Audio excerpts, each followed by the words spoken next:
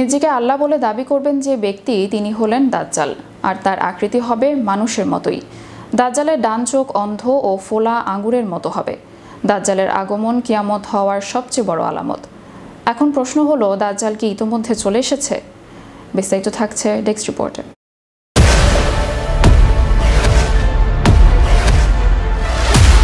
নিজেকে আল্লাহ বলে দাবি করবেন যে ব্যক্তি তিনি হলেন দাজ্জাল, আর তার আকৃতি হবে মানুষের মতোই।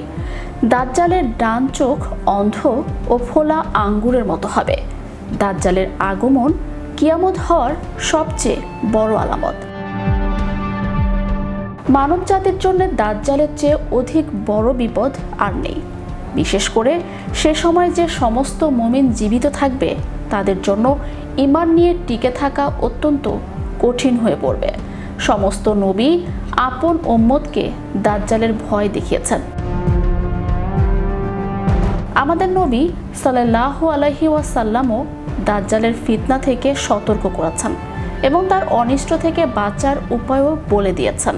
ইবনে উমার রাদিয়াল্লাহু আনহু নবী সাল্লাল্লাহু আলাইহি ওয়াসাল্লাম হতে বর্ণনা করেন, একদা নবী সাল্লাল্লাহু আলাইহি ওয়াসাল্লাম দাঁড়িয়ে আল্লাহর যথাযোগ্য প্রশংসা করলেন। অতঃপর দাজ্জালের আলোচনা করতে গিয়ে বললেন, আমি তোমাদেরকে তার ফিতনা থেকে সাবধান করছি।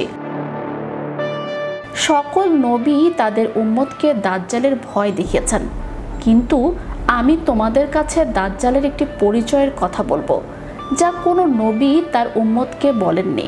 তা হলো, দাজ্জাল অন্ধ হবে, আর আমাদের মহান আল্লাহ অন্ধ নন।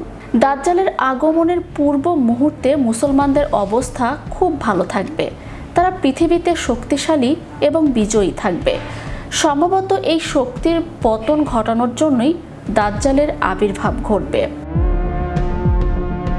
তাছাড়া দাজ্জালকে চেনার সবচেয়ে বড় আলামত হলো তার কপালে কাফের লেখা থাকবে। প্রতিটি মুসলিম ব্যক্তি তা পড়তে পারবে।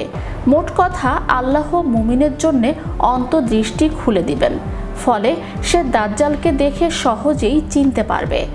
কাফের ও মুনাফিক লোক তা দেখেও পড়তে পারবে না। হাদিসের বর্ণনাকারী ফাতেমা বিনতে কায়েস বলেন, নবী সাল্লাল্লাহু আলাইহি ওয়াসাল্লাম হাতের লাঠি দিয়ে মিম্বারে আঘাত করতে করতে বললেন, এটাই মদিনা, এটাই মদিনা, এটাই মদিনা, অর্থাৎ এখানে দাজ্জাল আসতে পারবে না। অতঃপর নবী সাল্লাল্লাহু আলাইহি ওয়াসাল্লাম মানুষকে লক্ষ্য করে বললেন, তামিম দারের হাদিসটি আমার কাছে খুবই ভালো লেগেছে। তার বর্ণনা আমার বর্ণনার অনুরূপ হয়েছে, বিশেষ করে মক্কা ও মদিনা সম্পর্কে। শুনে রাখো, সে আছে শাম দেশের সাগরে অথবা আরব সাগরে। সে আছে পূর্ব দিকে, সে আছে পূর্ব দিকে। এই বলে তিনি পূর্ব দিকে ইঙ্গিত করে দেখালেন। ফাতেমা বিনতে কায়েস বলেন, আমি এই হাদিসটি নবী সাল্লাল্লাহু আলাইহি ওয়াসাল্লামের নিকট থেকে মুখস্থ করে রেখেছি। Channel Europe news desk.